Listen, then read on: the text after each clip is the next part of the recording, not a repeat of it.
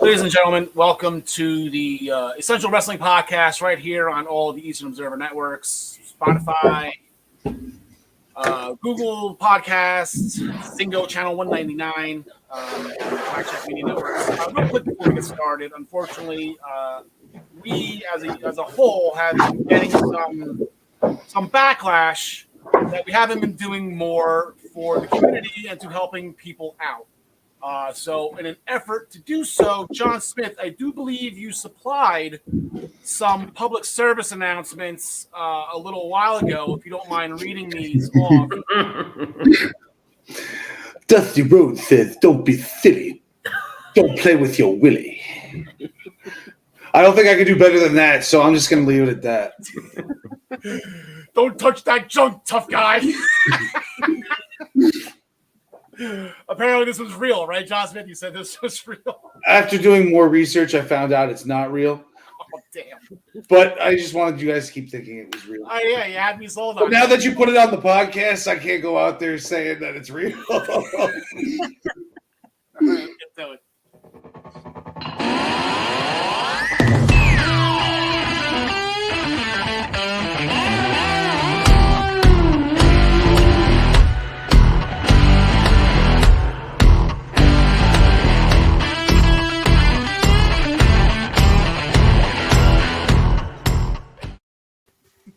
Ladies and gentlemen, welcome to the Essential Wrestling Podcast, episode 94, powered as always by the Eastern Observer. You can taste the power. John Smith was not with us last week.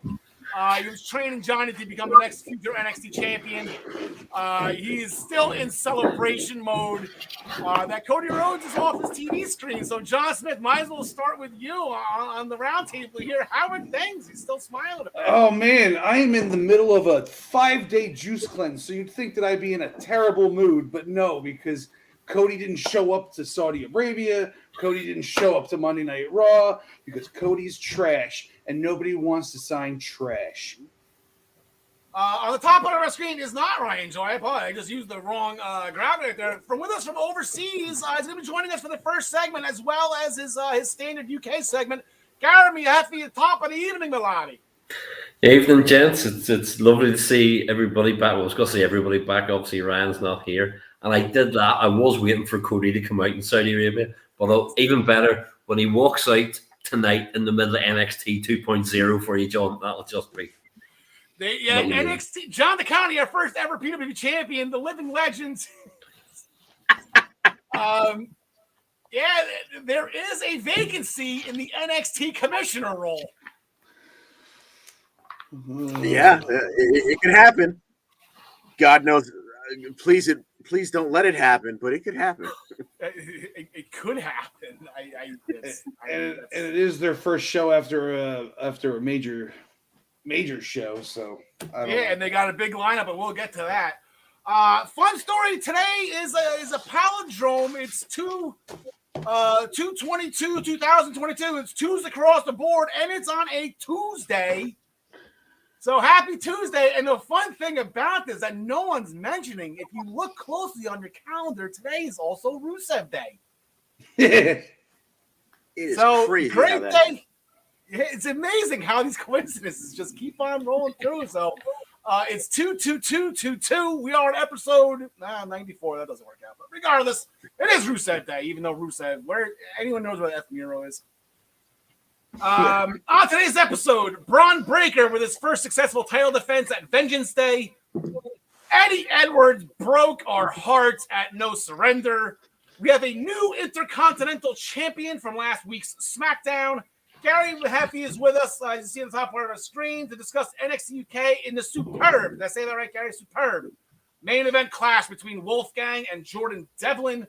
We make our picks for this week's upcoming shows, presented by Minutes to Bell Time, and sponsored, as always, by ProWrestlingPick'em.com. Play against your friends. Play against the universe. And guys, she'll like it too. You know what the fun thing is? I came clean to John DeConnie pre-production. Last night was the first night since probably Labor Day, and Labor Day was probably maybe in the question. I watched Raw live. I watched Raw from 8 o'clock to 11 o'clock. and they're still just hammering the crap out of that Nugenix Total T commercial. And I smile every single time because look at her. She's just so happy that he's going to live his life with Nugenix Total T. And the other lady's really happy for her, too. Yeah, right? Yeah, they talk. I'm sure the women talk. Here are last week's Raw roll-up standings going into this week. Raw, it's finally caught up and has taken its rightful place on the top of the leaderboard. AEW only one behind them. Three-way tie with NXT, SmackDown, Impact, and then NXT UK. Gary, you guys got to pick it up. The roll-ups over there overseas. So we'll check in at the end of the show. We'll see what the updated standings are at that point. Well, we're going to curtain jerk the show with the Elimination Chamber and the main event of WrestleMania now being title for title, John Smith. Winner, take all. Yeah, I did not see this coming. I didn't think they were going to do the two matches. I wanted it to happen. I thought that that's the way it would go. And then eventually they didn't bring it back that way, but not before a pretty good Elimination Chamber. It was different.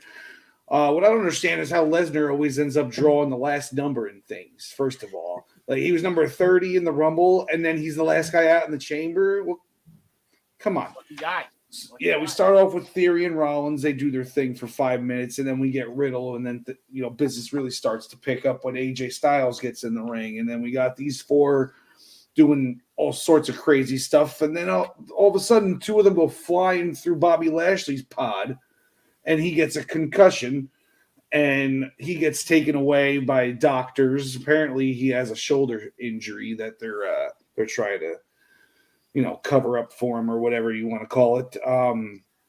So Lesnar's just sitting there because Bobby Lashley's pod was the next to open, even though it was already busted open. So apparently this was not supposed to happen, and Brock Lesnar ripped the real doors off of this pod. He was not supposed to do this, and he was just like fed up with it. Got out, F5, takes out AJ, takes out Riddle, takes out Rollins, has some fun with Austin Theory for a little while, chases him up to the top of a pod, gives him an F5, which could have looked better off the top of the pod. Throws him in the ring, probably another F5. I don't remember. 1, 2, 3, new champion. We got champion versus champion, title versus title. Can't wait. This is the way it should be. First time since WrestleMania 6. It was the last time on the main show. What few people remember, I guess the only other champion versus champion match happened on the kickoff show at WrestleMania 25. Where the Colognes defeated Miz and Morrison to unify the tag team championships. But since that was on the pre-show, the kickoff show, that match never happened. So the Becky, Ronda, and Charlotte doesn't count because it was a three-way? Oh, yeah, that does. You're exactly. See, there you go. That's why we pay you the big money here, Jonathan Johnson. But with that win, that does create some history as well. That actually breaks a three-way tie. And Brock Lesnar has officially passed Hulk Hogan and Stone Cold Steve Austin on the all-time WWE Championship reigns list. He's now fifth most all-time, chasing John Cena. That was a failed to be mentioned, I guess. I'm not sure why. I don't know. But, yeah, Brock Lesnar. You pass Hulk Hogan and Steve Austin on any type of list. That's impressive. That's impressive. So going forward with that, we'll get into more with, I guess, Brock and everything when we discuss Monday Night Raw in a little bit. Staying with the Elimination Chamber, John, the Conti, the Universal Championship match, a match 2 years in the making. This was originally scheduled for WrestleMania 36, where Goldberg was supposed to defend the Universal title against Roman Reigns. COVID happened. Roman's immune system, this, that, and the other. He went home, rightly so. No one faulted him for that. But we finally get Roman Reigns versus Goldberg. And I guess all good things come to an end. Is that the message we're getting here? Well, I want to start this off by saying that in our chat-along thread, it was you who had the excellent observation that because this match was starting the show, we were almost guaranteed to get a 60-minute Broadway. Exactly. Well, you're only off by about a power of 10 because these two went for a hot 6 minutes. And, Goldberg got in some offense. Roman was setting up for a spear. Goldberg beat him to the punch. He was setting up for the jackhammer, but Roman was able to block it. And he jumped into the guillotine. And he warmed down. And then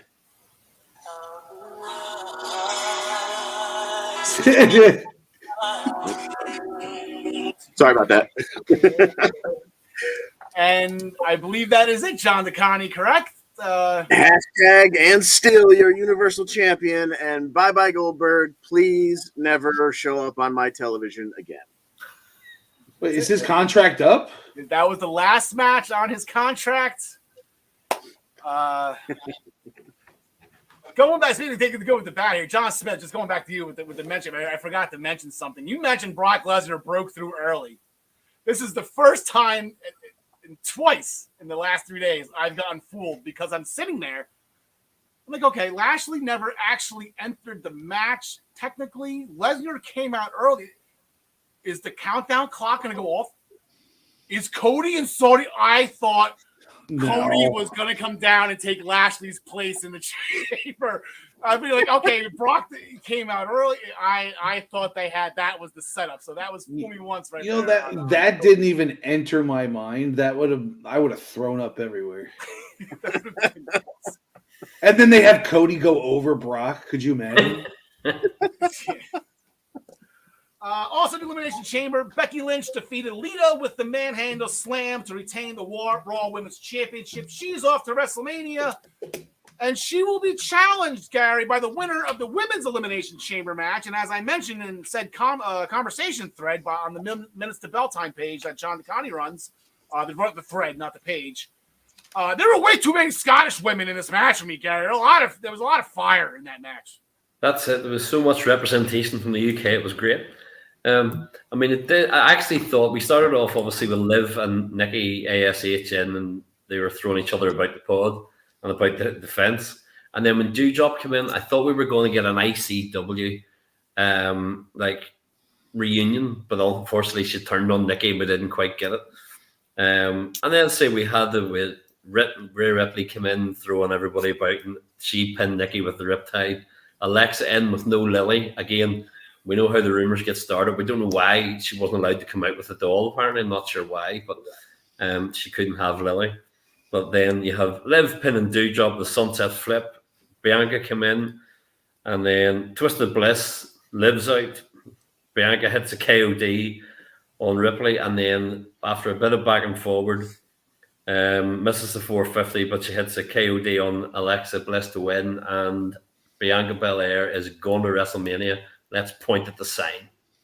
Jay Gates chiming in for the second week in a row. Jay, how's everything going tonight, pal? Thinks Goldberg resigns one more deal for very few days. And Saudi Arabia loves that's the reason why he came in to begin with, right? It's like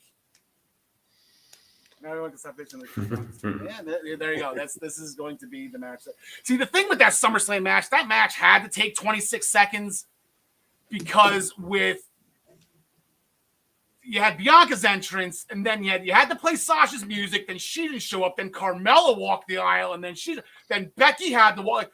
Just to get to the match took 15 minutes. So the fact that only took 20, that made complete sense to me. Did they do Bianca dirty?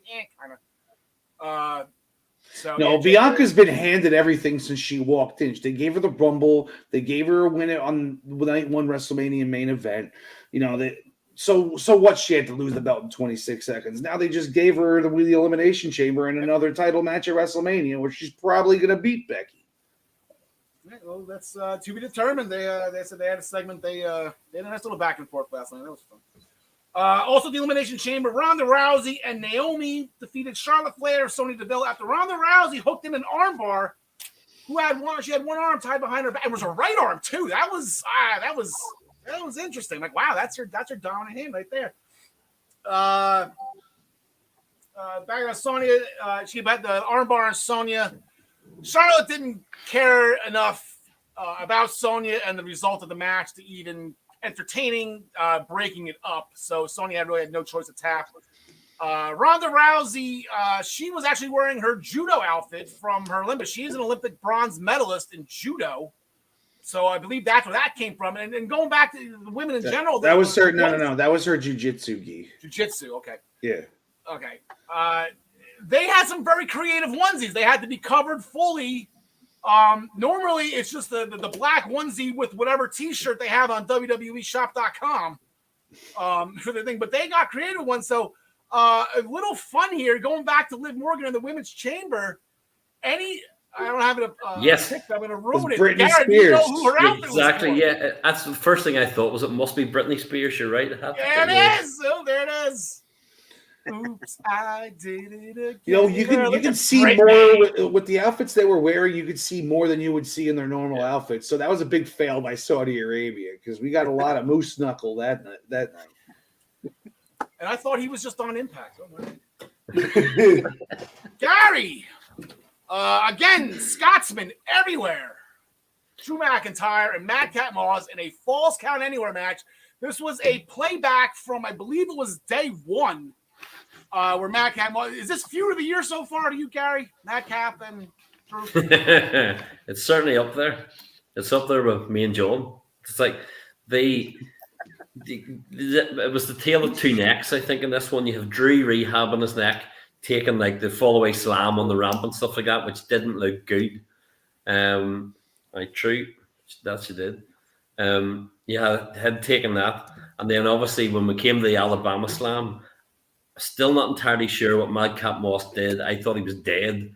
And then I was one of the people in the thread that kept going, why the replay? Why the replay? Or, well, I did initially type, why the reply? That's because it was still instead of why. But thankfully, he appears to be okay, or he's okay at the minute. But see, we had Drew hitting the Future Shock DDT. Baron Corbin runs in. Drew gets his big sword out. And then manages to hit the Claymore and take the 1, 2, 3. So. Corbin's reaction after he went outside the ring after Smackdown. Whoa! Oh my god! I don't know why people don't like Baron Corbin and Walt. They're just amazing. Oh man, but yeah, that was So big win for Drew McIntyre going to WrestleMania. And say we are. I guess I haven't made my potential list. I know I sent you guys a mock card that I did before the Chamber. I still think, and this is the one, the ones that were already booked, and then I mean Corbin and McIntyre at Mania. That's almost just pretty much a lock because Drew just hasn't been able to get his hands on him yet. So that's going to be. I think that's going to be really good. That's size versus size. I think that's going to be a big time match. I'm actually really looking forward to that. Then on the pre-show, Rey Mysterio defeated The Miz after Rey reversed the Skull Crushing finale into the Raw roll-up. Going and taking the Raw roll-up to Saudi Arabia on the pay-per-view kickoff show. Good job, Monday Night Raw. John and John, Gary is overseas. He's about five hours ahead of us, so it's very late over in Belfast, where Gary resides. So we're gonna let him take NXT UK right now, just so we can get him to do that work in the morning. So John and John, we will bid you adieu for the time being. See you. Gary, so going into NXT UK, you mentioned it in our conversation thread that we have on the Facebook Messenger. Wolfie and Jordan Devlin. I say this every week, doesn't disappoint, but like this was not for a title. This was a grudge match over sunglasses, amongst other things. I mean, it's really, you don't have to really think too hard about this feud. But like I said, you got two NXT UK originals here. Yeah, I mean, and it's one of those matches that they've tried to give Wolfgang a few one-on-one matches, and I'm like, he's okay and he's good in the tag, but I think this, and I know Jordan Devlin is amazing, but they've given them time and they allowed them both, and they had the back and forward. There's so many like hitting each other and like throwing each other into the ring post and all the stuff that was going on. Let's say, and it was one of those matches where you always assumed, Jordan Devlin's going to take it. But then the more that they gave Wolfgang enough that you thought maybe he could, and he did hit the big spear, but because he had his arm worked over, he couldn't pin him. And then we came through at the end, 450 from Jordan, which always looks good.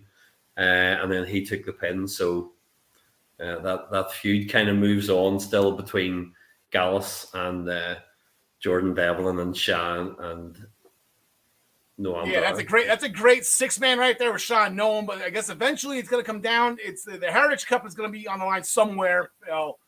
Hopefully against Mark. So I like Joe and Jordan more as a. Is there any talks of any type of takeover or any type of big?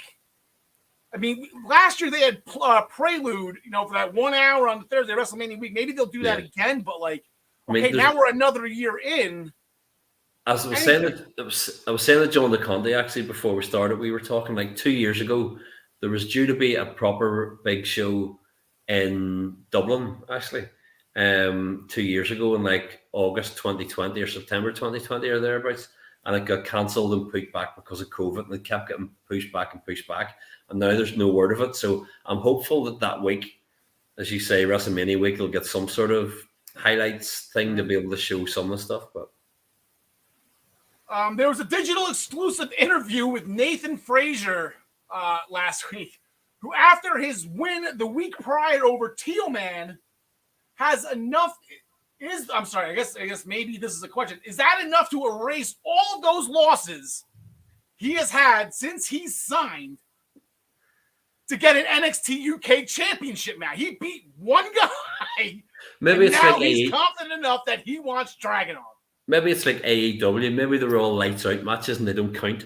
So he's still unbeaten. Technically, he's unbeaten in his whole NXT career. And to go with this, Gar, to go with that match, all right, Amelia, on the other hand, that one loss is like shaking their foundation. Like Rohan Raja was in Tealman's face. Like the ramifications of this Nathan Frazier versus Tealman match, the shockwaves or the aftermath of it is a lot more than I would have possibly imagined. Charlie Dempsey eventually calmed everybody down, but holy crap, you got one guy think he's the main event superstar now, you have another faction that's falling apart. I did think it was interesting. There was during part of that video when you had Tealman sort of giving off, there was a few shots of Charlie Dempsey just giving him a look. And I thought, well, they're sort of sowing the seeds way down the line for Charlie Dempsey to go, jog on, big boy. I'm taking over. So I was dying. I was laughing. Nathan Frazier, the ball's on you. Okay. I mean, I like Nathan Frazier. It's fine. One win, though, against Tealman. Okay, just relax here. Calm your stones. I don't even know what the phrase is. Calm your stones? I don't even know. Miley Grace back on TV, Garage, taking Stevie Turner. I know. I'm not going to... Ryan gave me a little bit of beef last week with the old Inaction. I know he was just joking around. I'm not going to call Milo an Inaction, though. That's your girl. And this is about the second or third match. Third, I believe, right? Third match. Yeah. No wins yet. She's still an enhancement for the most part, but she's getting exposure. And, Stevie Turner, okay. Yeah, I mean, you assume you saw them coming out and you go, yeah, Stevie will go over. But I'm hopeful. I mean, they did similar with Amal when she started at first and she came on and had a few losses and then built herself up. And I'm hopeful they'll do that with Mila. Now, Stevie's obviously the bigger name and is the higher profile and is markedly the better wrestler at the minute and more experienced. But so it was great to see her back. But however, the right woman won in many aspects. So yeah, because I even had on my notes. Mila had some offense. She had some pin attempts. This was by no means a squash. Unfortunately, Ryan Joy is on assignment, on vacation, whatever you want to call it. So I don't have the times for NXT UK. That is out of John DeConte's jurisdiction. But one thing I noticed, though, and speaking of palindromes on 22222 whatever, so you got Gary Mehaffy, GM, and then it's Miley Grace, MG. So you guys are backwards twinsies. It's fun. Like besties. Sam Graffield defeated Kenny Williams via the Royal. There you go, Gary. I knew you had one in there. So it's black. Overseas. Fine. Yeah, that's number 2 on the season. Good for you. Post-match attack by Kenny Williams, who ended up playing the role of Brutus Beefcake and cutting Gradwell's mohawk off. Sam lost his mind. Yeah, and he loses power. It'll be like Samson losing his hair. Now that's gone, he'll be back down. He'll be the opposite of Nathan Frazier. Cut his hair and he's back to the jerking the curtain in the first match in the card and stuff like that. Training began for Jack Stars. He just wants to be like Dave Mastiff, so that training, I guess Mastiff left him doing squats or something like that for hours by accident. Yeah. And do squats. Amelia Mckenzie, she defeated In Action with a wheelbarrow drop slam sort of maneuver. That was creative and pretty cool. Amelia's back. She's ready to get some revenge on someone who also just got injured. So the women's division, Gary, is in some sort of jam at the moment with Blair Davenport on the shelf at this time. So I pitched the idea, with Miko and Amelia, just a friendly, Amelia, let's give her the shot here now that Blair's out of the picture temporarily. And now on Thursday, they're giving Miko some sort of gift this week for showing up to work, I guess. I wish I got that. Yeah, that's because I was sitting thinking the whole way along. I mean, obviously, it's one of these setups that it's going to be somebody's going to come out and go, "Hey, Miko, give me a match."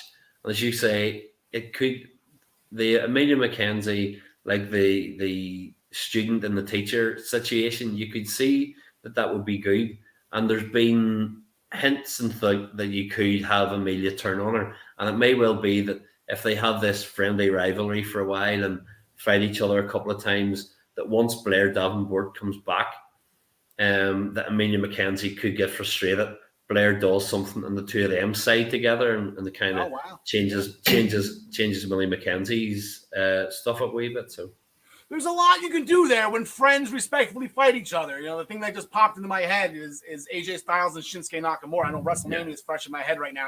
Nakamura snapped after that loss. I made it with the heel turn. So you can do that with Amelia Mckenzie and Mika. That'd be great. Yeah, but it would be like me and John Smith, except obviously it's not friends, but that's besides the point. Whomever the moron is, Gary, that asked Zaya Brookside the question of comparing her to Amal, she's in trouble, that interviewer. So that interview was supposed to be about Zaya and her training and her journey, and Amal was just the flavor of the month. Daddy's going to hear about this. But I guess Emil is probably more immediately in trouble as they're going to go at it this Thursday. I got Zaya Brookside and Amal. Go get her, Zaya. I wish I could agree with you, but I have a funny feeling she's going to be throwing a tantrum after the match and stomping the mat. And I still wonder whether we will get Robbie Brookside at some point on the TV. I think it'd be great. Yeah, it'd be a lot of fun. Really would be cool. The thing is, though, I kind of feel like he's going to put her in her place, though. I kind of want to delay that as long as possible just because I want this thing to keep going with her. I think it's really fun.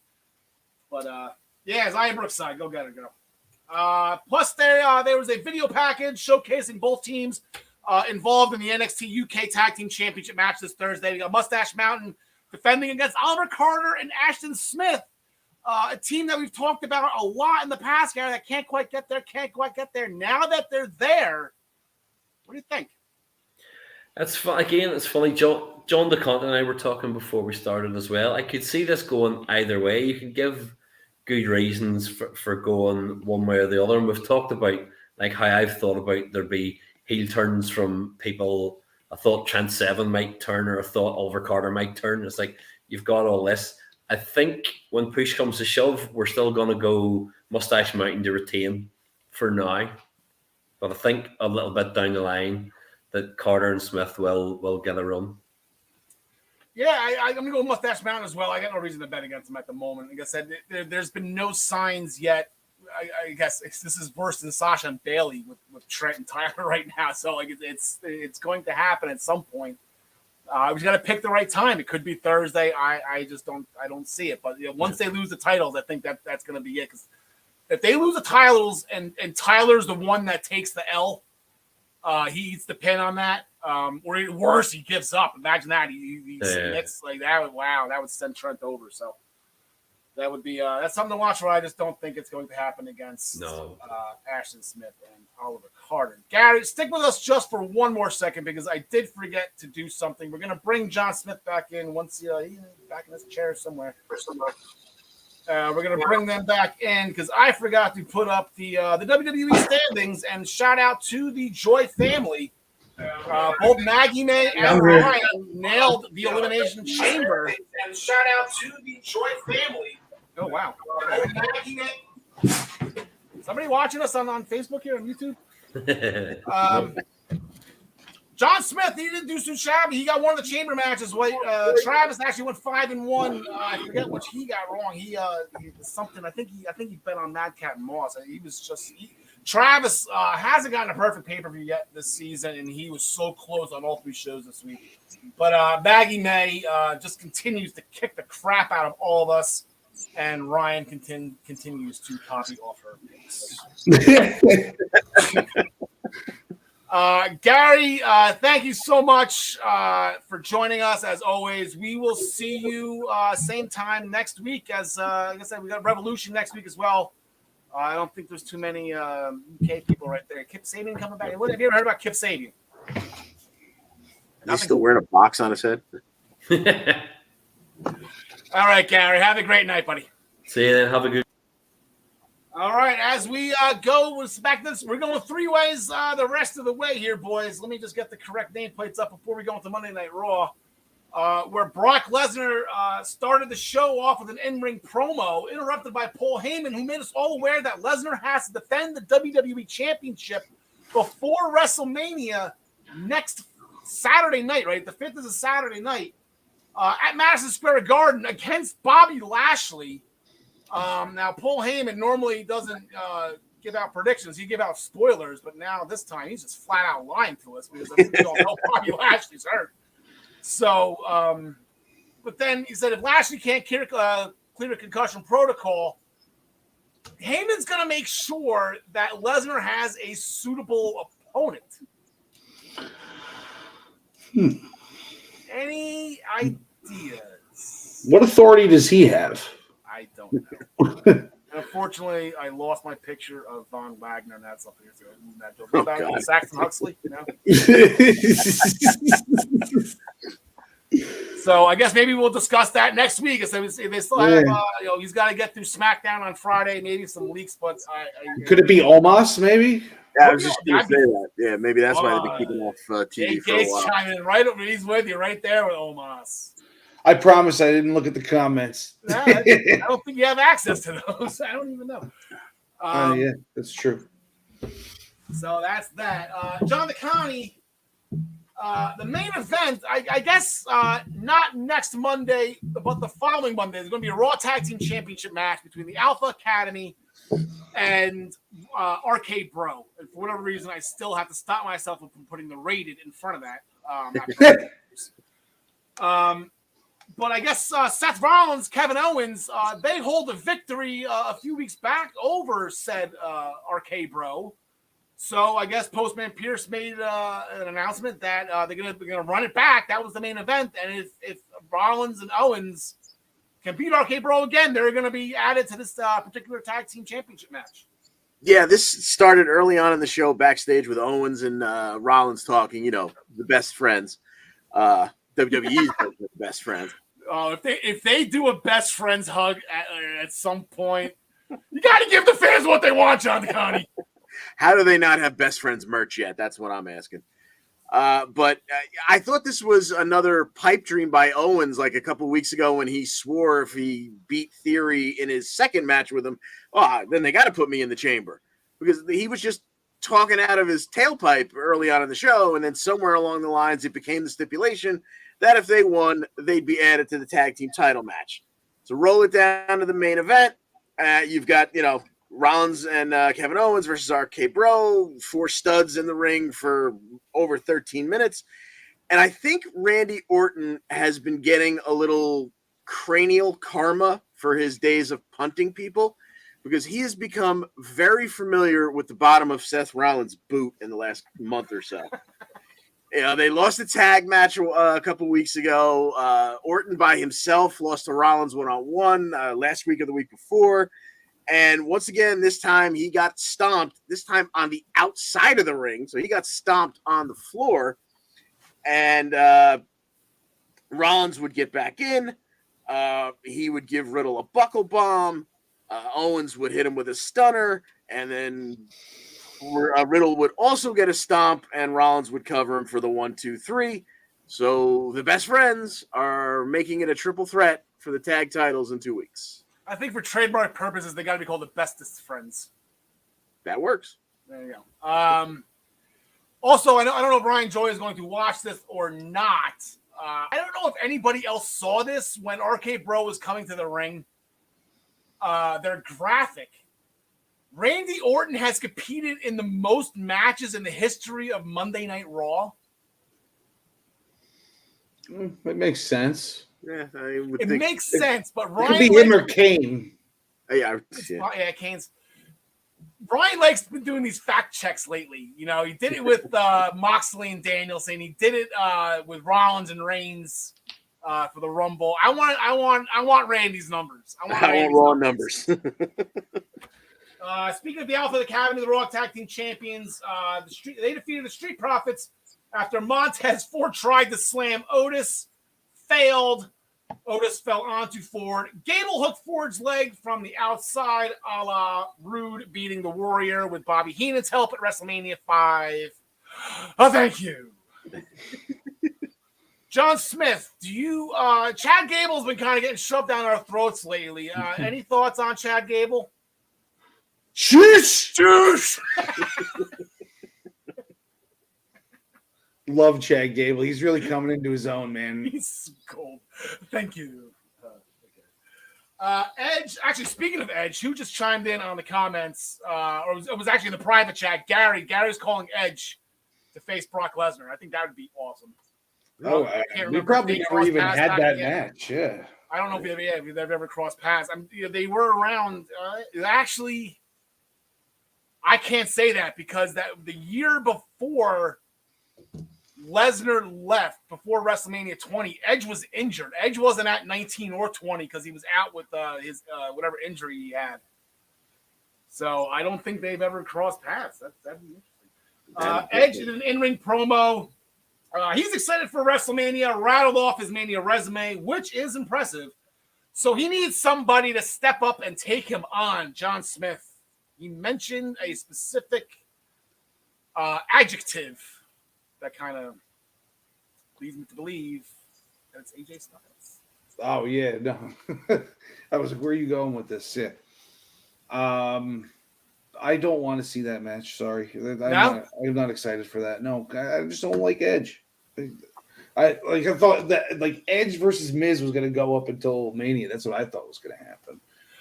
Yeah, going back to Jay Gates, I completely agree. This match, I thought because I had the fact check, I kind of lost sight of the match itself. I thought RKO kind of they got handled. I thought Rollins and Owens really they took over that match at the end and really just put RK Bro down. He did, but he mentioned phenomenal, which really shouldn't be what a word he should be saying. So, it's AJ Styles. John DeConnie, any thoughts on who Edge's opponent? Undertaker? Yeah, no, what it looks like it's going to be is probably what it's going to be. And, that Edge can still go. So we know AJ's just about the best in the world. So that'll be a pretty damn good match. I was kind of hoping for Rollins and AJ, but okay. Miz TV. Skip. Here's strike 2 for me. So, Miz TV. Miz has a new tag team partner because the one he just had got fired, and I don't think he wants to bring his wife into this whole Mysterio mess. So, Miz has no friends. And again, staying with adjectives and whatever, he mentioned the word dashing. And I'm like, you son of a bitch. John Smith is going to hate me for the next 6 weeks because I'm going to be a complete 180 on this Cody Rhodes thing. And I'm the biggest Cody Rhodes fan there is, teaming with the Miz. And Logan Paul, absolutely disgusting. So they kicked the crap out of the Mysterios and missed the opportunity. At least they're not trying to make Logan Paul a face. Like they realize what the crowd is going to do, so they just threw him with the Miz, the most hated person in WWE. Like that, what they tried to do with Logan Paul last year at WrestleMania with Kevin Owens and Sami Zayn, that backfired. I think he ended up getting stunned at the end of that match anyway by Kevin Owens, but that just didn't work. So, Jake, I think he's going to put on at least as good of a show as Bunny. Okay. Well, he's an athlete, so that part shouldn't be. He's not going to come out there and look completely useless. So, nobody can outdo Pat McAfee's debut, though, right? No, that's celebrities at WrestleMania in WrestleMania matches.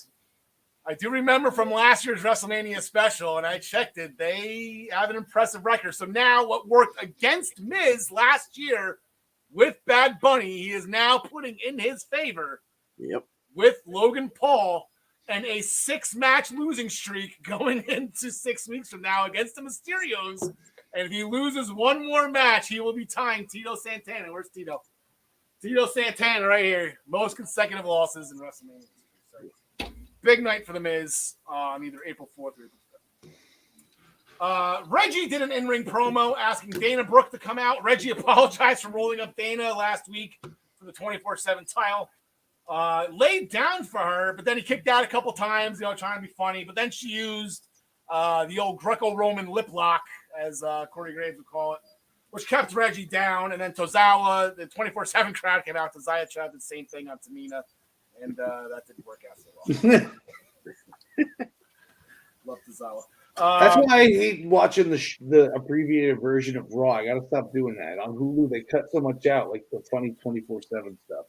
Say what you want about the 24/7 stuff. It's at least something. It's at least like different, Yeah, it's a change of pace, and it keeps guys like Akira Tozawa. It gives him a job. Exactly right. Tozawa's gold. He has been. Like when in the restaurant last week for Valentine's Day, he was hysterical. Valentine.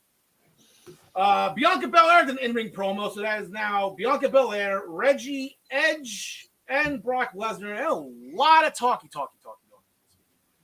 Bianca Belair in-ring promo, ready to run it back this year at WrestleMania. Bex came out, welcomed Bianca back to the big time. Words were said about who's the victim and whatnot. Bianca was ready to throw down there, but then here comes Doudrop, who apparently she had a scheduled match with Bianca John Smith. It was a pretty good match, too, and I'm not much for Bianca, but, it shows you that Bianca did learn something from being in the ring with all those veterans the past year and a half, because she was able to go with, somewhat of a rookie. I know Doudrop's been around, but she hasn't been on the main roster for a while. They had a decent match. It gets to the outside. Becky and Bianca start chirping at each other, which allows Doudrop to do a very vicious cross body block to Bianca and squashes her.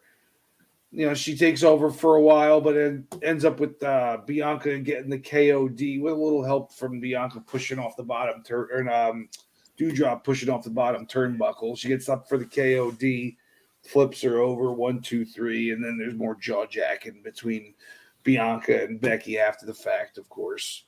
Yeah, you got to be safe like that. Doudrop's got to help herself out. I think what just came to mind right now is when Kevin Nash tried to powerbomb the Giant and almost paralyzed him because he couldn't get him up all the way. So let's just got to be safe. See, this is my complaint with women's wrestling in general.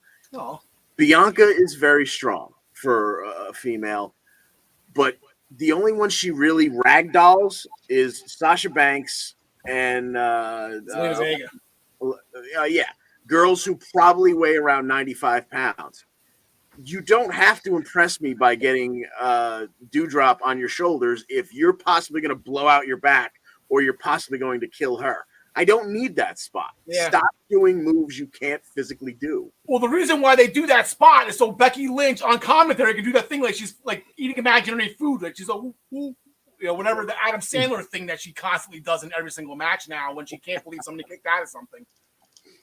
And it's also Becky Lynch can be Adam Sandler. There you go.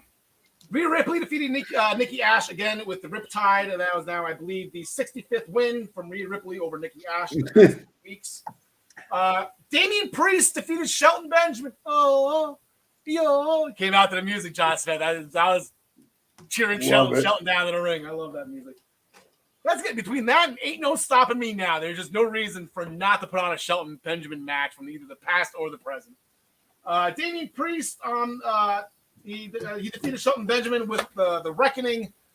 Priest on the mic post-match says he's beaten everybody and he wants now world title competitors because it's WrestleMania season.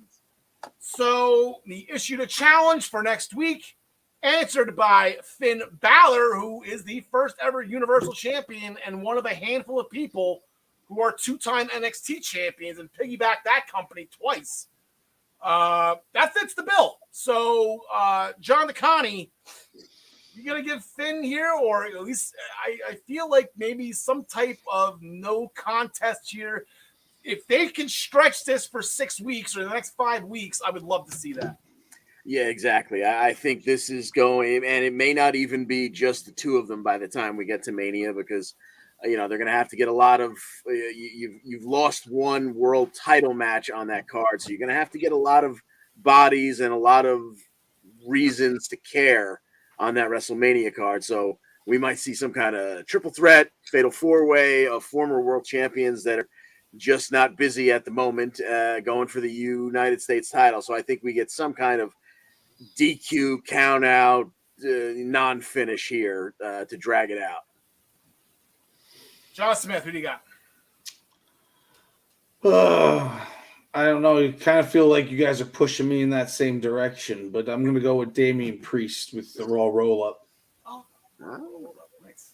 Talk another one up for Raw. That'd be fun. Yeah. It was fun when you see the Raw roll-up. So that will do it for Monday Night Raw. Quick recap of Friday Night Smackdown that was not in any way, shape, related to the Elimination Chamber, John DeConnie. The rumors were true. Unfortunately, that video evidence was not a conspiracy against Sami Zayn. He has overcome the conspiracy. He worked on Nakamura's legs the whole match. And at one point, he would catch an attempted kick and kick out the opposite leg, which was injured.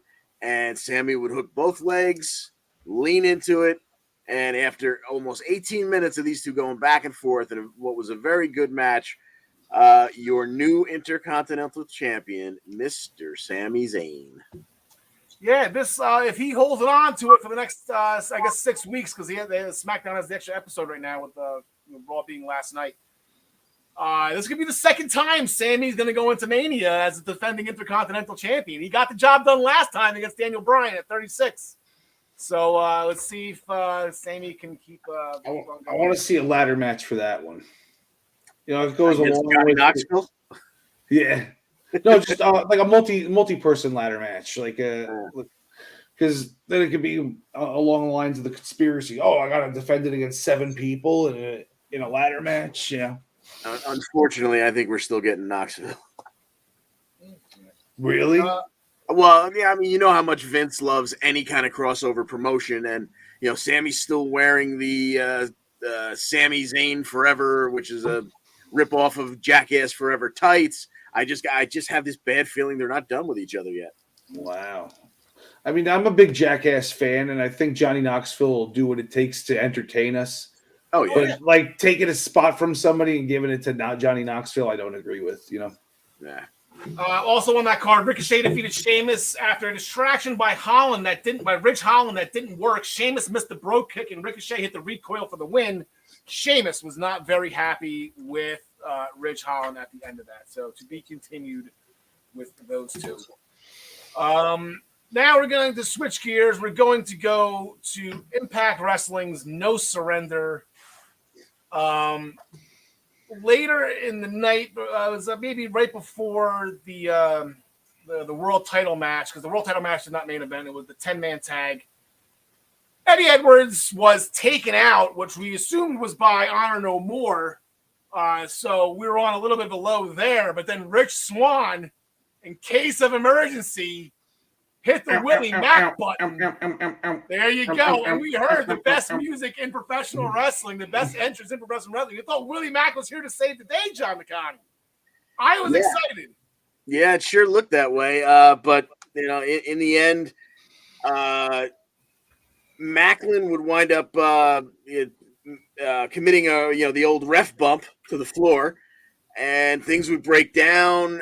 And here comes Eddie Edwards. He's limping down to the rescue. He comes with his trusty friend Kenny, and it looks like he's going to clear the ring. And then he decides to split Rhino's hair with the kendo stick. He continued to crack a couple other of his buddies from Team Impact. And then they drag the ref back in.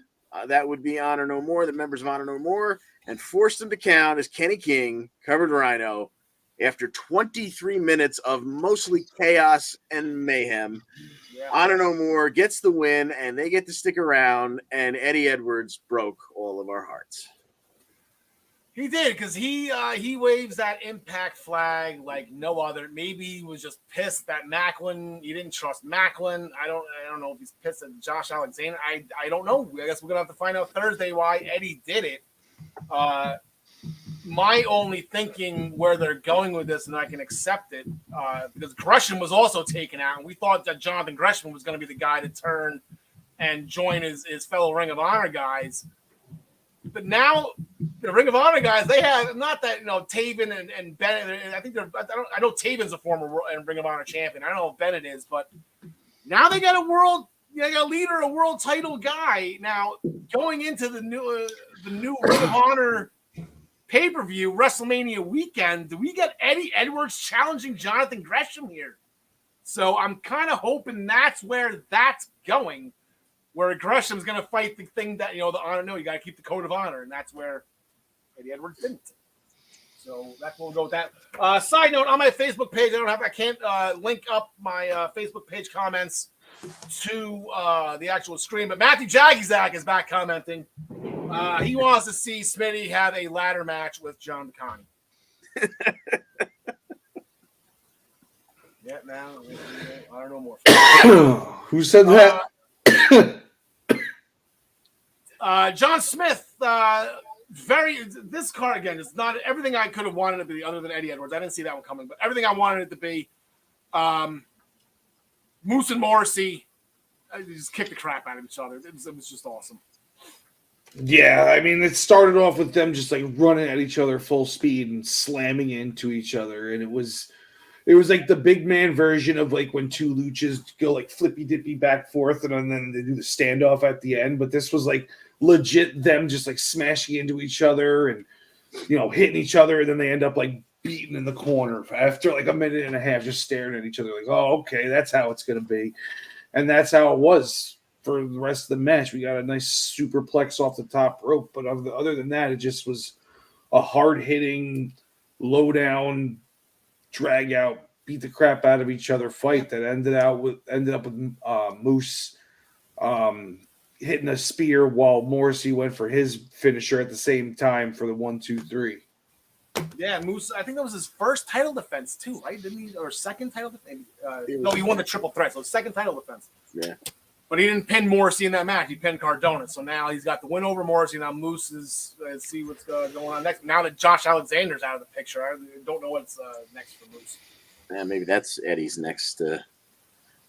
Possibly. Jay White had a busy weekend. Culminated with him. He defeated Eric Young with the Blade Runner. That match, again, it was just everything I wanted it to be. And that, I think, was the second or third match on the card. Yeah. That wasn't the last time we saw Jay White on John DeConnie.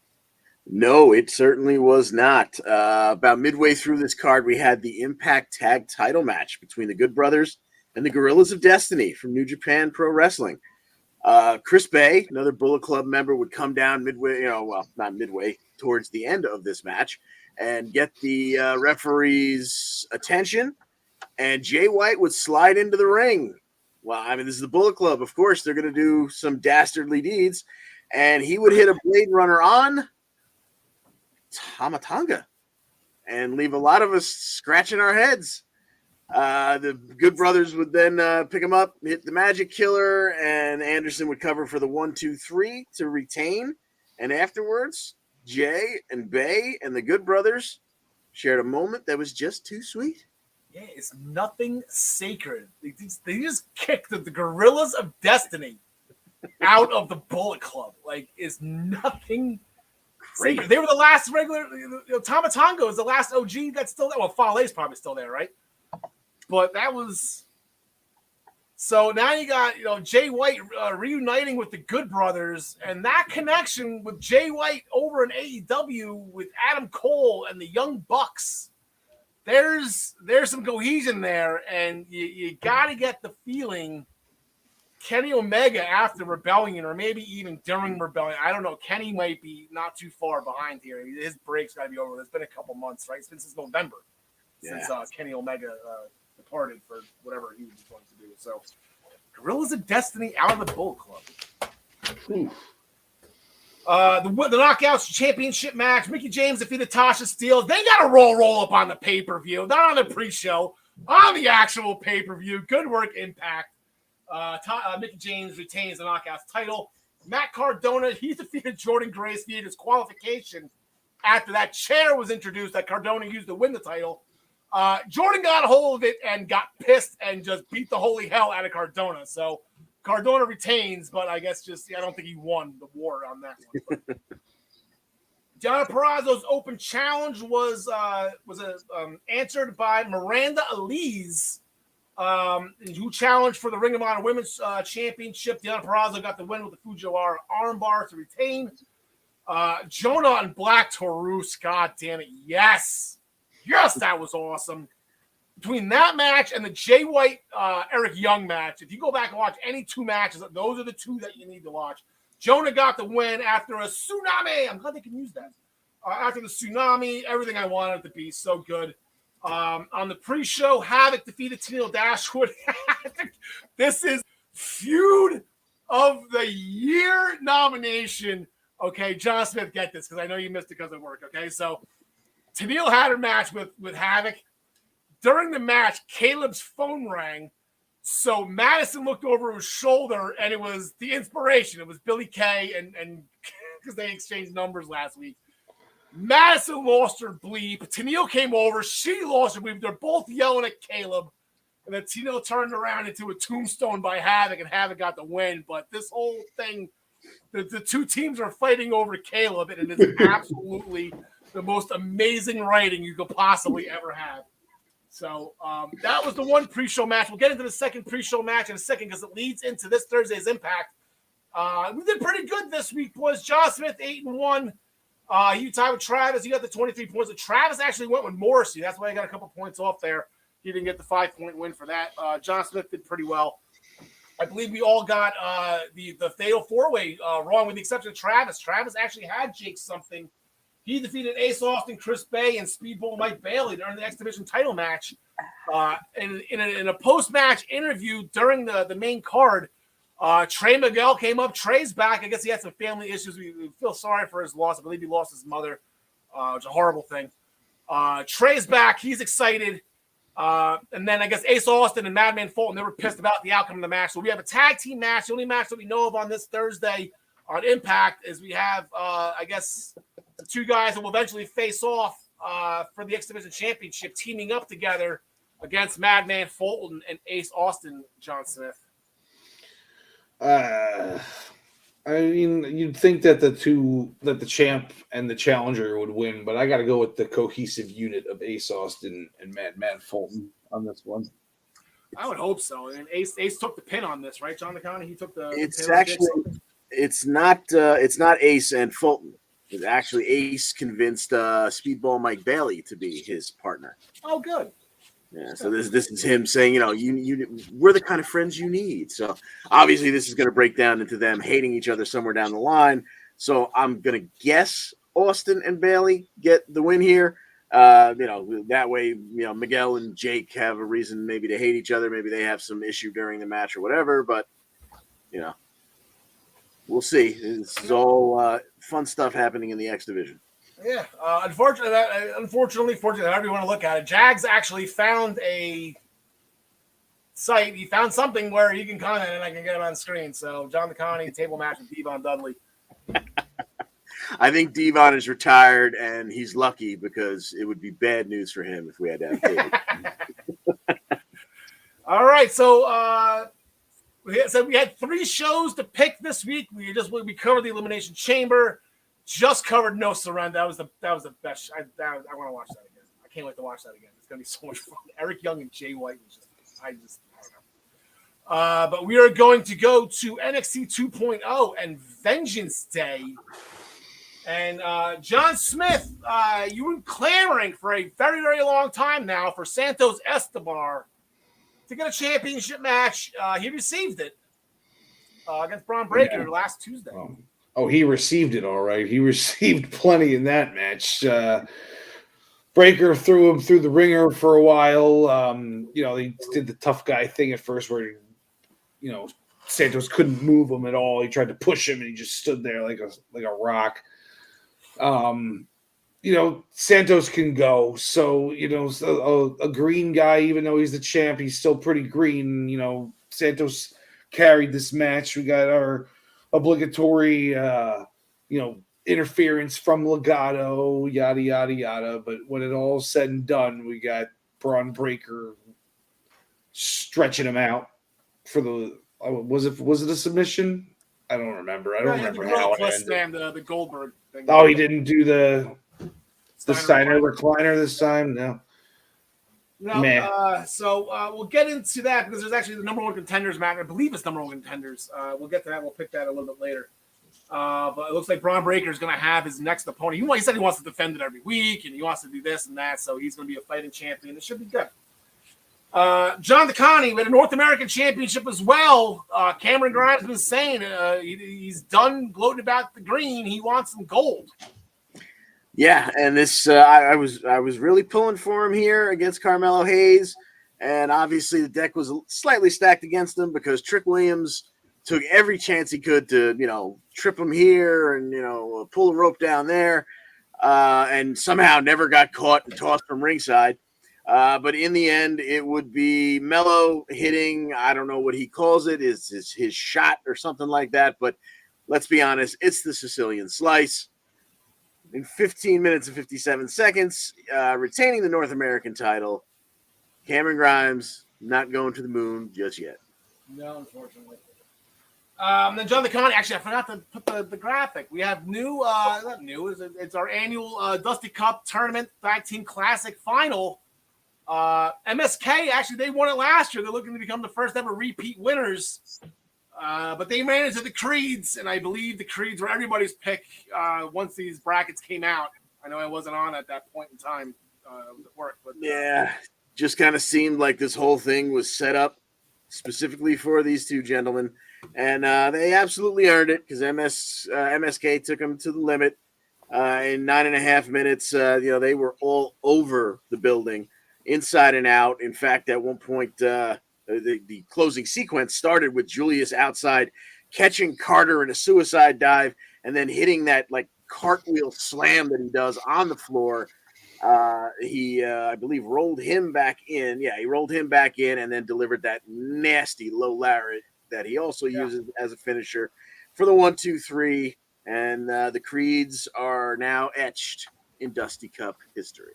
Yeah, and they're going to receive a tag team championship match against Imperium. And then there's also that rift. I don't know if it's still there or not. Gunther and Roddy, they don't particularly like each other as well. So we can see some faction-on-faction violence heading. Are they doing Stand and Deliver this year? Does anybody know that? I do believe there is supposed to be something that WrestleMania week. I think they can get 10 matches. You can go 2 nights. Can you go 2 nights with this? With the second night on the cock? Heck yes. They got a lot going on, man. Yeah, they do. Tony Dunn, he defeated Tony B. Skittish. You know what?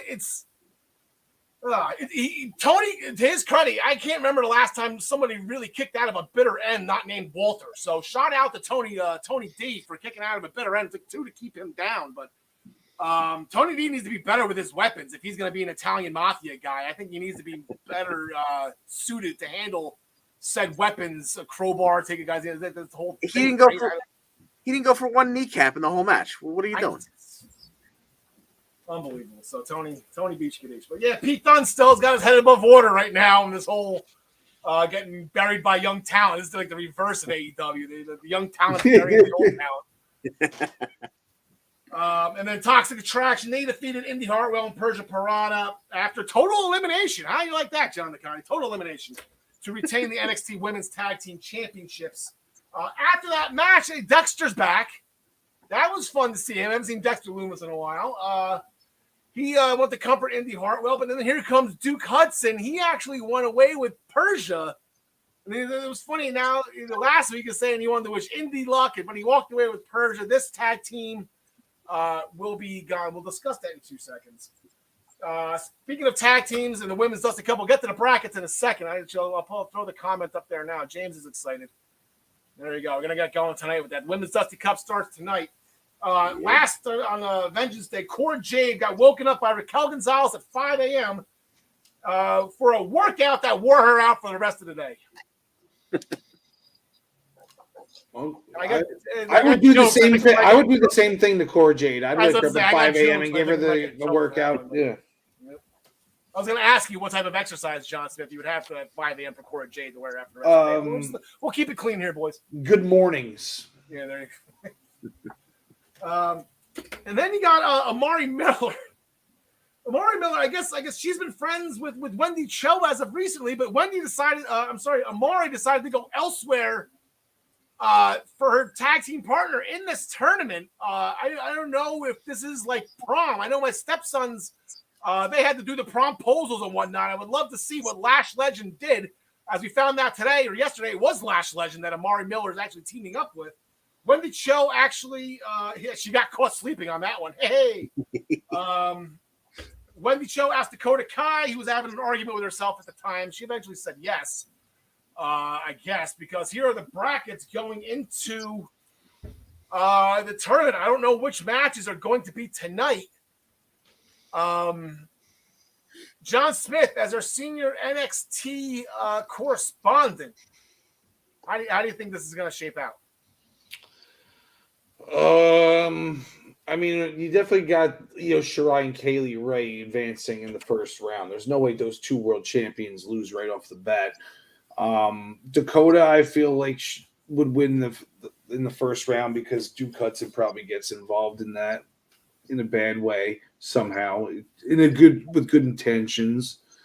I got Raquel obviously winning, and then that's a toss up between Ivy and this random Tatum Paxley, and then Caden and Casey. But I guess you got to go with.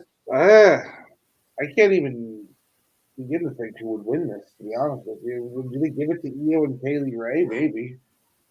Yeah, where my head's at, John DeConnie. What are you thinking here? Yeah, I mean, just looking at this real quick, I would say Shirai and Kaylee Ray against Jade and Raquel in the finals, but I know both of them won't make it. There'll be a speed bump somewhere along the way, and I think it's more likely Cora, Jade, and Raquel fall out with one another because Io usually doesn't turn on a partner until after they've had some success. So, if you put a gun to my head right now, give me Io and Kaylee Ray taking this tournament. Excuse me. Yeah, I'm going to go with them as well. That's a tough draw for Casey and Kate. I don't know who Tatum Paxley is. I saw a picture of her. She can stay. But Ivy Nile. I think Ivy Nile would beat them 1-on-2. Exactly. That's a tough draw. So, leave that as it is. So, we'll see what happens tonight. It starts up. One last thing. Speaking of Casey and Caden, Brooks and Jensen, they got friend zoned as well. Like, WWE is pushing this friend zone button really hard as of late. Reggie and the whole thing with Rhea and Nikki, and now Brooks and Jensen are getting friend zoned by Kate and Carter. All right, it's Valentine's Day. So that will do it for NXT Vengeance Day. As the Dusty Cup starts. Before we get to the other matches they announced, here are the standings after Vengeance Day. Ryan Joy went perfect again. He had two in the last three. Did I even do the Impact standings? Did I do the Impact standings? I think I forgot to do them. John Smith went perfect as well, 5-0. He got the 5-point bonus. He's now 1 point behind Travis. They're all chasing me. I'm actually winning something for once. And so here, since that was the last things to be scored, here are the overall standings. Ryan significantly increased his lead over everybody in this. John Smith had a very, very good week at 17-3, along with Travis. John Smith with the one perfect pay-per-view. But Ryan Joy is just absolutely pulling away here. He needs to hit an extreme train wreck at WrestleMania in order for us to catch him. Well, I'm going to get a perfect WrestleMania, so that's how he's going to lose. And here is the perfect. Yes, you guys are tied right now. Ryan Joy had 2 this week. That puts him up to 5 total, passing me and John DeConnie along the way. John Smith, Ryan Joy now tied atop the list of the perfect pay-per-view records. So on to tonight. I said a week ago when I heard it was Taurus and Jonah, and I just said yes. And then I let you guys pick. I'm going to do it again right now because Solo Sikoa stepped to Gunther, John Smith. Yes. I don't see Gunther losing anytime soon. So this match is going to be awesome. It doesn't matter that we know that he's going to win. It's just going to the winner is us here. Actually, the winner is what was that from? A Winner Is You is from Pro Wrestling on NES. Yeah. I really got to find a way to get the whenever I put Ryan's graphics on. I got to find a way to do that, or we don't get copyright stricken here. There's no copyright on that. They can't. I think if we use it and talk over it with another graphic that we own, I think we'll be able to get away with it. But anyway, John DeConnie, A Winner Is You. Yeah, pretty much. Give me Gunther, I guess, but that's just going to be some real nice violence. Yep. Grayson Waller violated the restraining order before LA Knight did, so no harm, no foul. They will get at it tonight, John DeConnie. Yeah, Waller's going to have Sangha at ringside, I'm sure. I don't know what's going on here. I guess give me Grayson Waller. He seems to be constantly getting the upper hand. Give me Waller. I'm flip-flopping on this. Yeah, this is a tough one, John said. They got one guy, but then again, you have, what's his name, Senga? Yeah. At ringside. And John Smith, I'm sorry, I know you weren't here last week. I did some research on Senga. It's translated in Hindi. It actually means Braun Strowman. Oh, okay. I thought it meant instant coffee. You got Waller Knight. What do you got? Do they keep this going?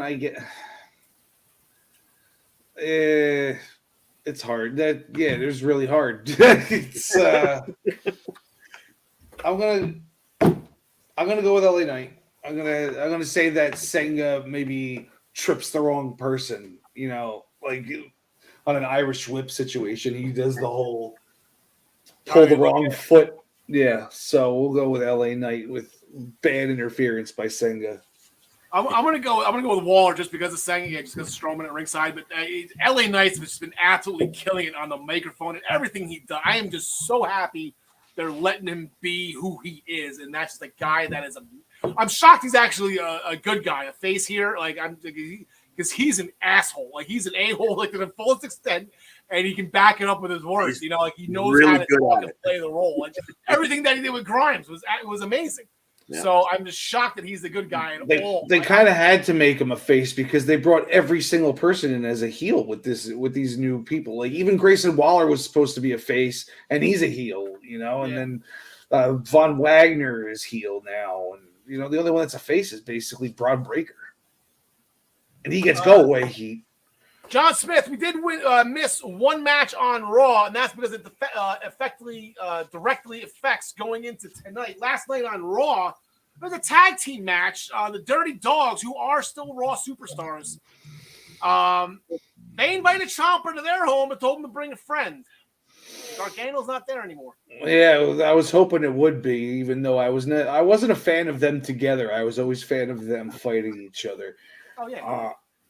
But it would have been nice if it was Johnny. But, Finn Balor is a nice little consolation prize because, Tommaso Ciampa and Finn Balor teaming up that sounds like money to me.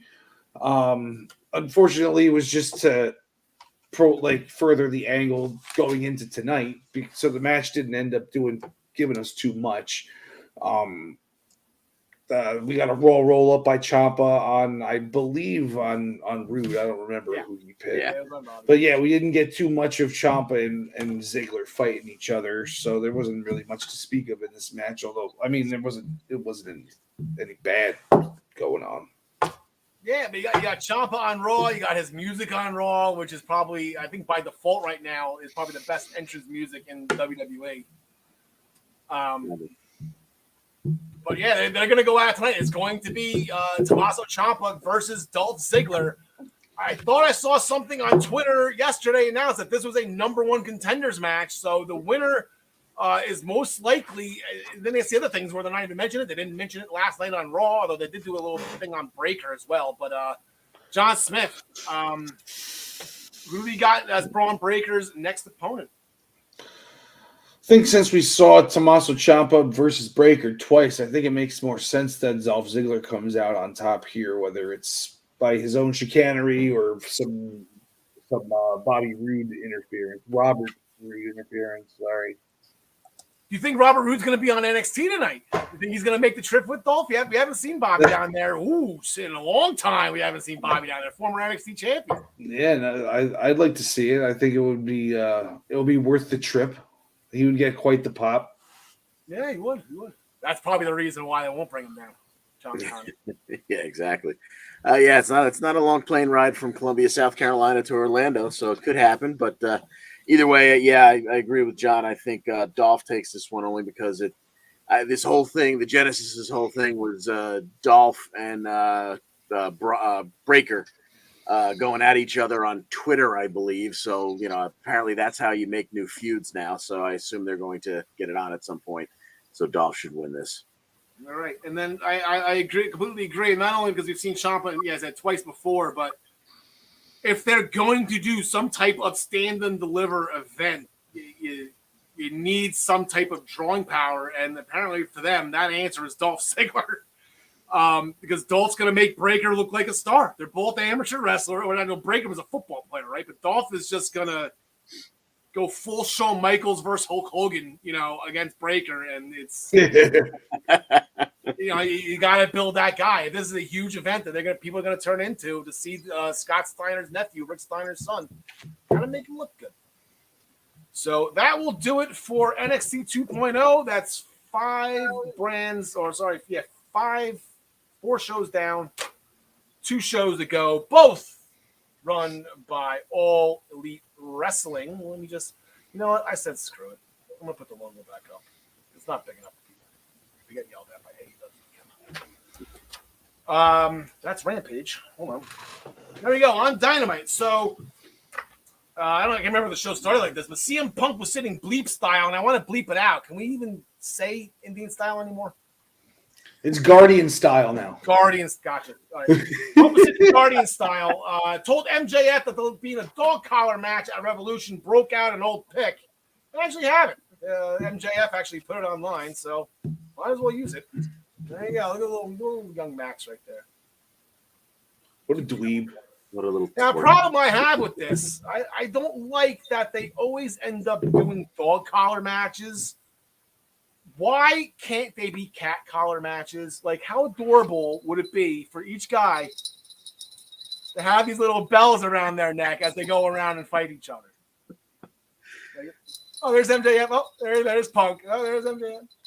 No? Can't sneak up on your opponent that way, though. Yeah.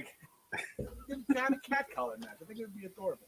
Comment chiming. I know they go, yeah, I know. Yeah, we got yelled at in the past by Tony Khan for using our stuff, so. See what happens. It's been a couple years. Anyway, John Smith. Right after that, Bryan Danielson. I guess he thinks he should be a better mentor for Lee Moriarty than I guess Matt Sydal is, and I guess even Lee Moriarty took offense to that. I don't know why. I'd love to be trained by Brian. Well, if you're gonna have like a top caliber guy go up against an up and comer and have him go more than 2 minutes, this is the way to do it because Daniel Bryan really played with him like he was a lion playing with like a baby antelope that he hasn't killed yet. It was just like, he was schooling him all over the place. Sure, Moriarty got some stuff in, reversed some stuff, but by the end of it, he hit his flying knee. He started, instead of just pinning him there. He grabbed his wrists and started stomping on his face, and Moriarty wasn't even doing anything to defend himself. And he didn't pin him yet after that. He got down and threw him in a triangle choke and laid sideways in a pose. And he gave us the biceps while he was on the ground with the overhead view that we love so much. Thank you to that women's match a few weeks ago. I don't know if you guys remember that. Shout out to that women's match. I forget what that was, but all I remember is the view.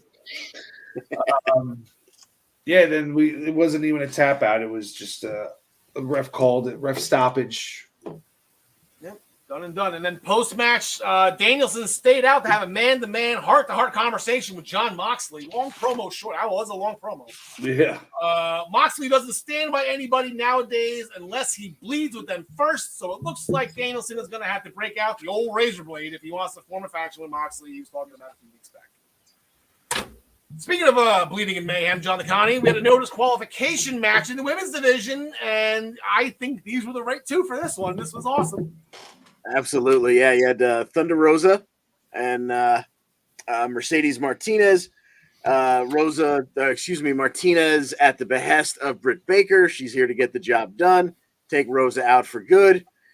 Well, it didn't quite happen that way. The plunder was involved almost from the start. It led to a point where there was just a pile of chairs in the ring, and Mercedes went for a power bomb into those chairs. Rosa kind of countered out of it right into her Fire Thunder driver into the chairs for the 1, 2, 3. And afterwards, Rosa would she helped Mercedes up. They didn't exactly shake hands, but it was a show of respect, kind of a tip of the cap. Well, this pissed off and brought Britt, Rebel, and Hayter out. Britt stopped by to talk to Sensei Kreese at ringside, figure out what to do with the situation. Of course, he told her to sweep the leg, take her out. And they started jumping on Rosa. And when Martinez didn't immediately jump in, Hayter leveled Mercedes Martinez. So as I think we all kind of saw coming, we're going to see a little bit of that down the line somewhere. We had one of two Face of the Revolution ladder match qualifiers. The first one was on Dynamite. Wardlow defeated Max Caster with a symphony of power bombs. So no shock there. And it's still... That's step 1 for Wardlow. Step 2 is now to win the ladder match. Step 3 is to win the TNT title so he can give it directly to MJF. So let's see if this whole thing, if it was already spoiled from us weeks ago in a locker room promo with the Pinnacle. Speaking of factions, I guess these guys aren't getting along anymore. Anyway, Santana Ortiz, they defeated Chris Jericho and Jake Hager after a discus lariat by Santana on Jericho. The big story here, though, was that Eddie Kingston was in the corner of Santana and Ortiz. They are close from back in their LAX days in Impact. And post-match, Chris Jericho made it known that he doesn't like Eddie Kingston sticking his nose in Inner Circle business, and the two of them were having to be separated by officials. They are going to be having a face-to-face tomorrow night. More talking, I guess, but I'll allow it with these two. Let's let these two just have a verbal abuse of each other. Malachi Black was playing with his tarot cards. Brody King asked Malachi who they were waiting for as somebody was knocking on the door behind Malachi. Another new signee, I'm assuming, as the House of Black take on Pac and just his best friend, Penta El Ziedo. I guess 1, who was knocking John DeConnie, and then 2, who do you got in the match? Who was knocking? I have no clue because I don't, is there someone in their past? Like, I didn't really even know Brody King all that well. So I don't know if there was someone else that was running in their circle. But I will take the House of Black here over Pac and Penta because someone I'm assuming will show up and help out. John Smith, James Ruler's starting a rumor right now as we speak. Buddy Murphy! That's exactly who I was going to say, Buddy Murphy. Yeah. Buddy Murphy. Yeah, give me my best friend. I won't bet against my best friend. There's no points on the line anyway. No points on the line. I think Penta. I like the Penta versus Malachi Black match, though. I wish they would just go one-on-one on a pay-per-view. It would probably never happen. Because if you look at the AEW roster for a second, it's tough to get them on a one-on-one in some type of pay-per-view match. So, I think I'm on a good. I think I'm on a six. The last 6 times I've hosted, I think I've used that graphic. I'm on a nice little streak with that one. I'm good. Yeah, I'm not gonna go against Malachi Black. I like Buddy Murphy as the person because Aleister Black, he's still selling the injury though. So is he forgiven Buddy for doing that to him? A year and a half ago. Maybe he's gonna thank him for it because he's found his calling or something, or his new attitude. The AEW TBS title will be defended since AEW Dynamite is now on TBS. Very funny. Jade Cargill versus the Bunny after in confrontation this past Friday on Rampage, John Smith. Give me Bad Bunny. No, I'm kidding. I got Jade Cargill. I was to say, she's still got another 7,000 days left on the Styler range on the comic. Yeah, give me female Goldberg here to retain. I'm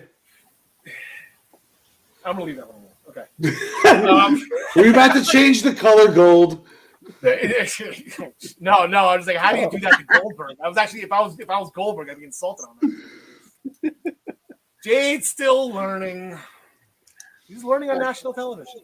She even bit off his catchphrase a couple of weeks ago. She asked for, who's next. Did you really? Actually, then now we're going to complicate things for the for Revolution for the AEW Tag Team Championship. Jurassic Express will be defending the tag team titles at Revolution against 2 teams. The first team to be announced will be the winner of a tag team battle royal tomorrow night, John Nicani, correct? That is correct. And then next Wednesday, there will be a casino tag team battle royal. Yeah.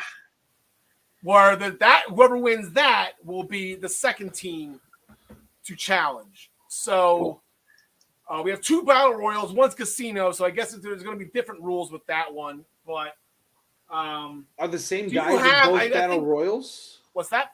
Are the same teams in both battle royals, or are they splitting it in half, or what? We saw a graphic, John the Con. I didn't write it down because I forgot Ryan was off this week. I didn't even write down who was in this. Do you have the list of participants that were in the graphic?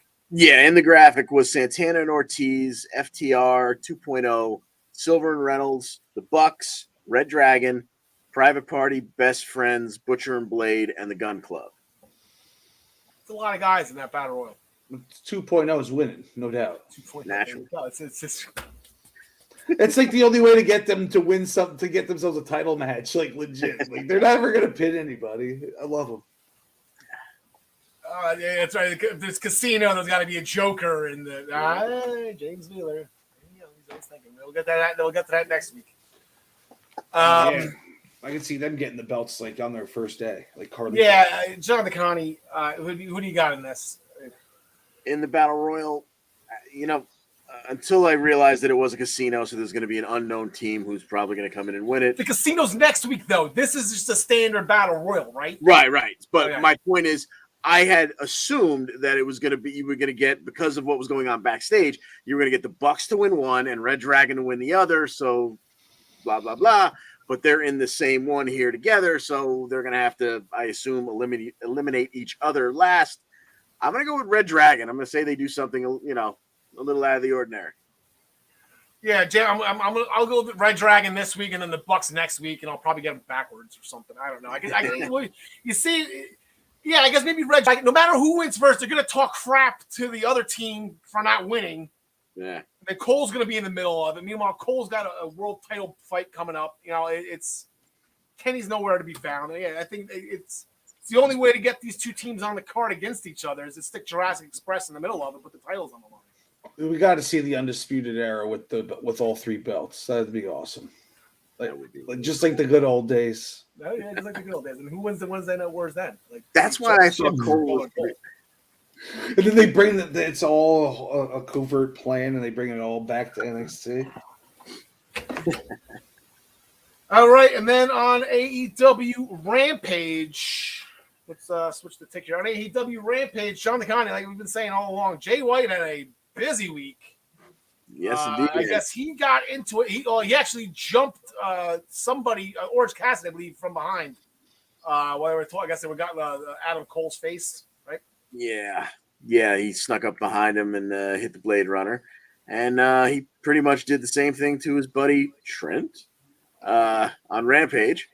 When White escaped the strong zero, he was about to get dropped on his head. He kind of cartwheeled out of it, hit the Blade Runner for the 1, 2, 3. They went 15 plus minutes. Cassidy came in afterwards to check on his buddy. Jay White kind of bumped him and then backed off like, I didn't mean it. So, down the line, we know this one's coming. See but they have Jay White's got the Good Brothers at his disposal. Why would would you trade up from the Gorillas of Destiny to the Good Brothers? Is that a trade up? Do you think? Probably not, but I just think the Gorillas needed to get back to Japan for whatever reason. Maybe, but the good thing about the Good Brothers is only one of them ever gets pinned. So you only have a 50. If you do the math here, you have a 25% chance of losing. One guy's not getting pinned.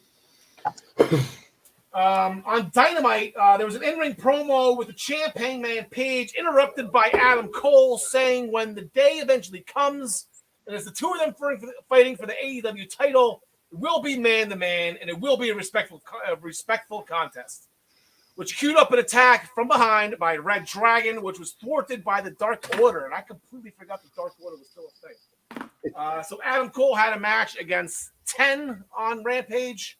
That is, I believe, Preston Vance. Adam Cole got the win with the boom kick. Powerhouse Hobbs defeated Dante Martin for the spine buster to advance in the face of the Revolution ladder match. There is some beef in this ladder match, John McConney. Yeah, so far you have in what I believe is a 6-man ladder match. So far you have Keith Lee, Wardlow, and Powerhouse Hobbs. Wow. Who's climbing that ladder? And John Smith, I mentioned this last week, the irony of all this. We all had Dante Martin because we just didn't think that they would put the three of these guys. We had Wardlow winning. That's two, we put a flyer in there, a guy that can toss around or someone that can jump off, do something fun off a ladder. But you just put a guy in there named Powerhouse, who's probably the least powerhouse out of the three of these guys. Right. Yeah, and then Darby Allin will still end up winning the whole thing anyway. So yeah, right. Hobbs ain't that's not a knock on Hobbs. Hobbs is a big boy. I'm not trying to take a shot at him at all. Serena Deeb, she defeated Inaction after a powerbomb into the Serenity Lock.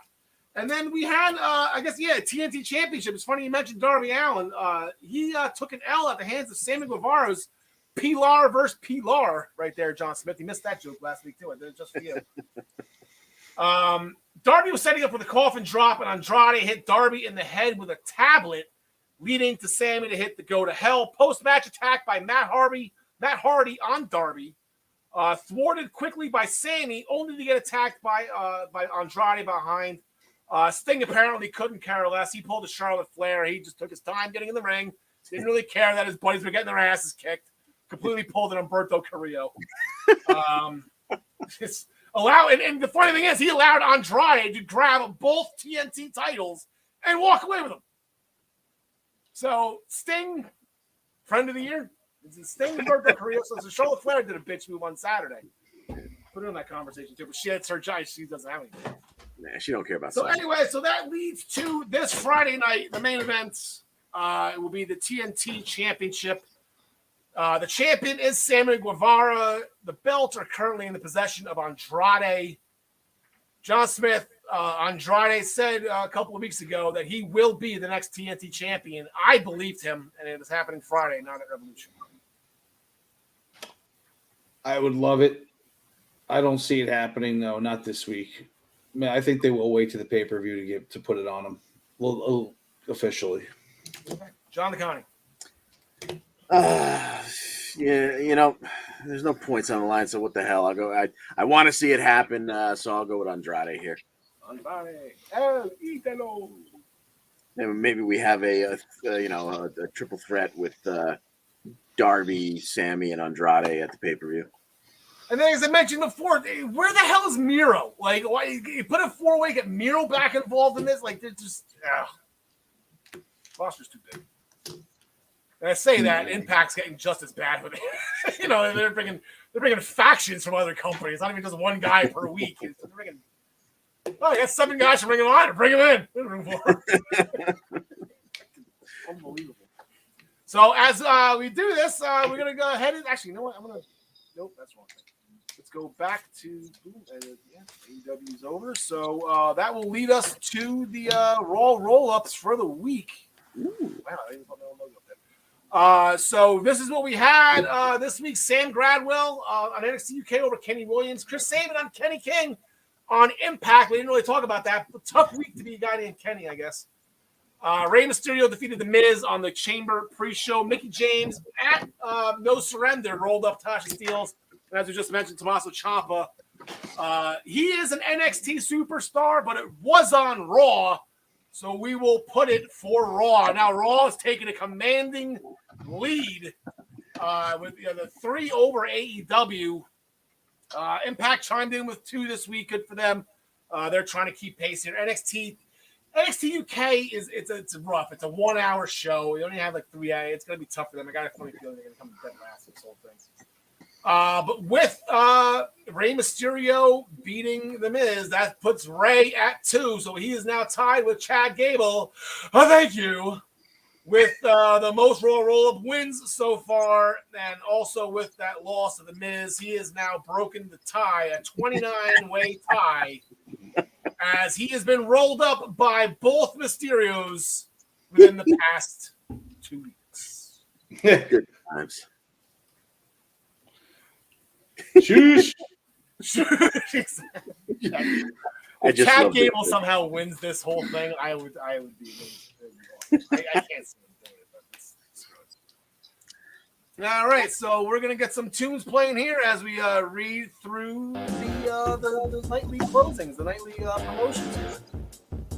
Okay, what do we got here? The Primetime Rundown. There we go. Primetime Rundown, powered by StreamYard, with Joe Jarzenka, Ian Schreier, and Rob DeLuca, is now airing at 7 p.m. on Friday nights as they take you through the world of sports right here on all of the Eastern Observer platforms. For more information, please go to theeasternobserver.com. We have a new show on the Eastern Observer, one near and dear to my icy heart, The Sunday Sauce, hosted by our very own Sheriff Tyler Adele, along with his partner Drewski Doodles, Andrew Mucaria, as they bring you everything in the National Hockey League and all of the league's happenings. Get saucy this Sunday afternoon with The Sunday Sauce right here on all of the Eastern Observer platforms. The Body Slam Brigade newsletter, over 5,000 subscribers receive this weekly column. Make sure you go to minutestobelltime.com to subscribe. The Body Slam Brigade by Ryan for you for free. The Black Cats NYC, their debut album, actually their second album, Free Cake, is available on all of these music provider platforms. Go to Pandora, Spotify, YouTube Music, Deezer. Anywhere you get your music, you can get the Black Cats NYC's album, Free Cake. It's out now. Play it loud. As always, the Essential Wrestling Podcast is sponsored by ProWrestlingPick'em.com, the internet leader in sports entertainment pick'em pools.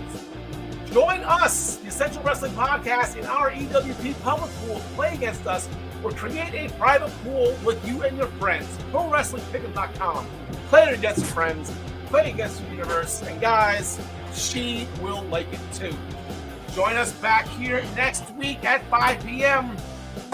For episode 95 of the Essential Wrestling Podcast. We're going to go through all of the week's events, and we have, I guess we're picking Revolution next week, boys. I think we have Adam Page against Adam Cole.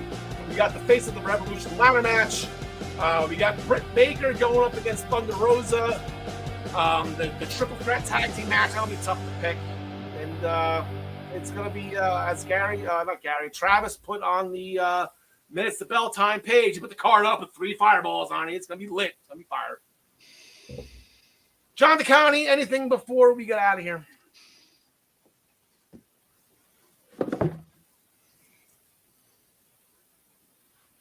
John, you're on mute. You're on mute, buddy. Muted, so there we go. Yeah. Looking forward to AEW. They really do their pay-per-views extraordinarily well. Yeah, John Smith. No, I had something, but I forgot. So shush.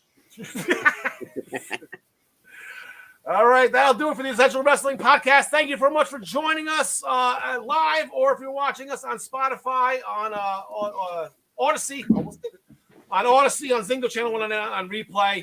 Alexa Bliss, we love you. Zelina Vega, if you ever need a seat, we'll need home. John DeConnie, take us home.